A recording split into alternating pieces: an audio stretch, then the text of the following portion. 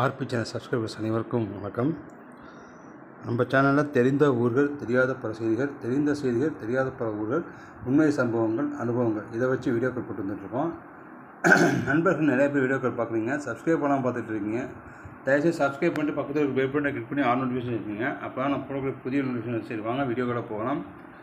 Disclaimer சில விஷயம் சொல்ல மாதிரி இருக்கேன். அதனால் நம்ம யாருக்கும் எதிரானவங்க கிடையாது. யூடியூபோட கைட்லைன்ஸுக்கு தான் போடுறோம்.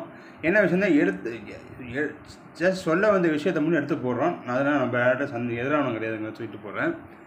ஏன்னா இப்போ நடந்துகிட்டு இருக்கக்கூடிய விஷயம் பார்த்திங்கன்னா, பொங்கல் மாதங்கிறது எல்லாருக்குமே தெரியும்.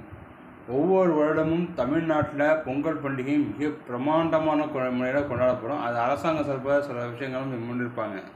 அப்படி எடுத்த முன்னெடுப்பில் முதல் முன்னெடுப்பு என்னென்னா பொங்கல் தொகுப்பு. இது வந்து 10ஆம் தேதியிலேருந்து கொடுக்குறதுக்கான இதை வந்து ஆரம்பித்து வச்சுருக்காங்க. 14ஆம் தேதியை கொடுத்து முடிக்க சொல்லி எல்லாருக்கும் 13ஆம் தேதியை கொடுத்து முடிக்க சொல்லியிருக்காங்க அரசாங்கத்துலேருந்து. அதனால் நியாய விலை கடைகள்லாம் பார்த்திங்கன்னா சனி ஞாயிறு மட்டும் உட்பட எல்லா நாட்களும் பொங்கல் வரைக்கும், பொங்கல் திருநாள் பண்டிகை வரைக்கும், பொங்கல் பொய்ப்பு வரைக்கும் எல்லா நாட்களும் நியாய விலை கடை செயல்படும் சொல்லியிருக்காங்க.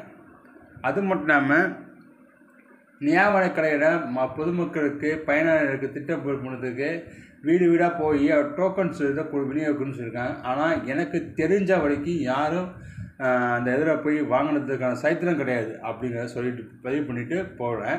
ரெண்டாவது பார்த்திங்கன்னா, என்னமோ இதை வந்து பூதாகரப்படுத்துவாங்க அந்த விஷயத்தை மட்டும் பண்ணுவேன். ஏன்னா இதை ஒரு அவங்க மாநில பொதுச் செயலாளர் வந்து என்ன சொல்லியிருப்பாங்கன்னா, அன்னம் தண்ணி உணவு கூட இல்லாமல் அவங்க காலையிலேருந்து கஷ்டப்பட்டு இருக்கோன்னு வீடு வீடாக போய் எந்த இதில் போட்டு கொடுத்துருக்கீங்க? ஏதோ உங்களுக்கு தேவையானதை ஏதோ உட்கார வச்சுக்கிட்டு இல்லைன்னா அங்கே வர வச்சுக்கிட்டு போனால் அங்கே போகணும். ஆக்சுவலாக ஞாபகம் பார்த்திங்கன்னா, நியாய விலை கடையில் வந்து நியாய விலை கடையில் டோக்கன் விட்டுறோம்னா இப்போ பொங்கல் பழகுனா பொது இடத்துல உட்கார வச்சு வர வச்சு போடுவீங்க. எந்த இதில் நீங்கள் வீடு வீடாக போய் விநியோகம் பண்ணிகிட்டு இருக்கீங்க? எனக்கு தெரியல. எனக்கு தெரியும் இது வந்து காலங்காலம் நடந்துகிட்டு இருக்கக்கூடிய விஷயம் தான். ஆனால் இப்போ சமூக காலங்களில் ஒரு 3 வருடங்களாக தான் இந்த பிரச்சனை வந்து பெரிய இருக்குது. ஏன்னா என்னமோ இது வந்து இப்போ இந்த இது வந்து என்னமோ அழுத்தம் கம்மி பண்ணிகிட்டு இருக்காங்க. டோக்கன் விநியோகம்னா என்னங்கிறது தெரியுமா? முதல்ல கூட்ட நெரிசல் தடுக்கிறதுக்கு தான் டோக்கன் விநியோகம் கொடுக்குறாங்க. ஒரு கார்டுக்கு மிஞ்சி போன ஒரு கடையில் மிஞ்சி போன ஒரு தோராயமோ ஒரு 600லேருந்து 700 மிஞ்சி போன அதிகபட்சமாக 1200 கார்டுக்குள்ள அந்த நியாய விலை கிடையாது. அதை அந்த சம்மந்தப்பட்ட கடை உரிமையாளர்கள் தெரிஞ்சுக்கணும். கடையை இழக்கக்கூடிய ஆட்கள் தெரிஞ்சுக்கணும். அதில் ஒரு எப்படியும் தோராயமும் கணக்கெடுத்திங்கன்னா 300-400 கார்டு வந்து எந்த விதமான பயனும் இல்லாமல் சும்மா அதை முகவரி சான்றுக்காக வச்சுருப்பாங்க அந்த இது. ஸோ அதிலேயே கிட்டத்தட்ட 800 கார்டு கொடுக்குறதுக்கு இவ்வளோ சீனு. முதல்ல நீங்கள் வந்து டோக்கன் சிஸ்டத்தை எந்தெந்த பகுதியில் இருக்குன்னு சொல்லி லிஸ்ட்டு எல்லாமே இருக்கும். அந்த லிஸ்ட்டை படி பார்த்துட்டு யாராலும் சொல்லி அந்த பகுதியில் இருக்கக்கூடிய கவுன்சிலரோ இல்லை பகுதியில் இருக்கக்கூடிய செயலாளரோ பட்ட செயலாளரோ அவங்க கீழே பிரித்து கொடுத்தா டோக்கன் சிஸ்டம் வீட்டுக்கு வந்துடும். அதை விட்டுட்டு நம்ம காலையிலேருந்து நாங்கள் போய் 7 மணியாக உட்காரோம், சாயந்தரம் 6 மணியாக உட்காந்து வீட்டுக்கு போகிறோம், உணவு இல்லாமல் அழைஞ்சிக்கிட்டு இருக்கோம். ஏன்டா இப்போ காதை பூசு தெரியுங்கன்னு கேட்குறேன். இல்லை கேதில் யார் பூசு தெரியும்னு கேட்குறேன். ஏன் இந்த விஷயத்தை ஓவர பில்டப் கொடுக்குறீங்கன்னு தெரியும் எனக்கு. முதல்ல நம்ம என்ன பண்ணணுமோ அதை பண்ணிட்டு போகணும். என்னமோ இது வந்து பெரிய வேலை. இது எல்லாமே மணிவத்தில் உள்ளது தான்.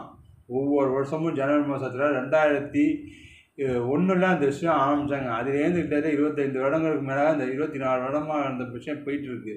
ஒவ்வொரு வருடமும் இந்த விஷயத்தை கொடுத்துட்ருக்காங்க. என்னமோ புதுசாக பண்ண மாரி எங்களுக்கு உணவு இல்லாமல் உணவு இல்லாமல் அலைஞ்சு திரிஞ்சுக்கிட்டு இருக்கோம். நாங்கள் மழை மெயிலில் பார்க்க யார்கிட்ட காது குத்துறீங்க? தயவுசெய்து இந்த விஷயத்தை நம்ம பொதுவெளியில் போட்டு புடைக்காதுமே. இதெல்லாம் உங்களுடைய பணி வேணும். ஏன்னா அரசாங்க ஊழியர்கள் என்ன இருக்காங்களோ அதை சார்ந்து தான் நீங்களும் இருக்கீங்க. அரசாங்கத்தில் என்னென்ன முன்னெடுப்பு எடுப்பீங்கன்னு சொல்கிறீங்களா? உங்களோட முன்னெடுப்பு இருக்கக்கூடிய ஆட்கள்லாம் இருக்காங்க.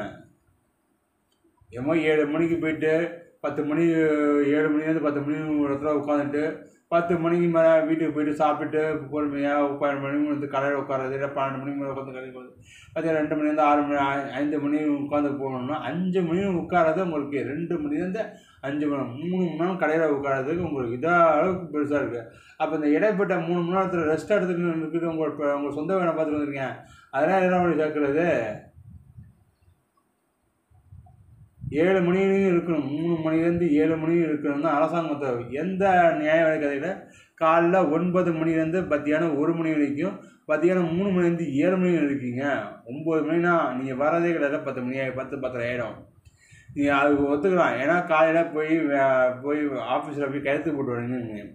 எனக்கு தெரிஞ்சு அந்த ஆஃபீஸர் கையெழுத்து போட்டு வரணும்னு வாரத்துக்கு ஒரு தடவை போய் கையெழுத்து போட்டால் போதுங்கிறது தான் அரசாங்கம். அதுவும் உங்களுக்கு தேவை கூட்டம் நெரிசல் இல்லாத இடத்துல போய் கையெழுத்து போட்டு வரணும். ஒவ்வொரு வாரமும் தாலுகா ஆஃபீஸ் போய் தாசில்தார் ஆஃபீஸில் போய் கையெழுத்து போட்டு வரணும். டிஎஸ் ஆஃபீஸில் போய் வட்டவரங்கிறத போய் கையெழுத்து போட்டு தேவையில்லை.